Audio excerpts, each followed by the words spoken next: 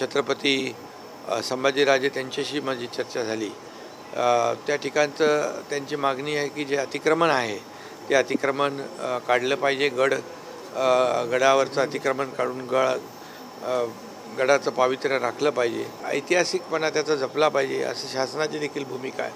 आणि म्हणजे या बाबतीमध्ये प्रत्येक गडकोट किल्ल्याच्या बाबतीमध्ये शासन नक्की विचार करतं आहे। कायदेशीर आणि सगळ्या बाबी तपासून यावर योग्य ती कारवाई केली जाईल। सरकारने निर्णय अगोदरच घ्यायला पाहिजे होता, प्रशासनाने अगोदर निर्णय घ्यायला पाहिजे। मी सारखं सांगत होतो, माझं कोण ऐकत नव्हतं, पण आज सरकारने निर्णय घेतलेला आहे की उद्यापासून विशाळगड हा अतिक्रमण मुक्त होणार आहे। पण मला सरकारला सांगायचं आहे, तुम्ही निर्णय घेतले उद्यापासून अतिक्रमण मुक्त होणार आहे, उद्यापासून कारवाई सुरू होणार आहे, पण हे सगळं होत असताना कोणतरी आणि मध्ये खो घालल, हे खो घालून चालणार नाही। नाहीतर परत शिवभक्तांच्या बरोबर तुमची गाठ राहील।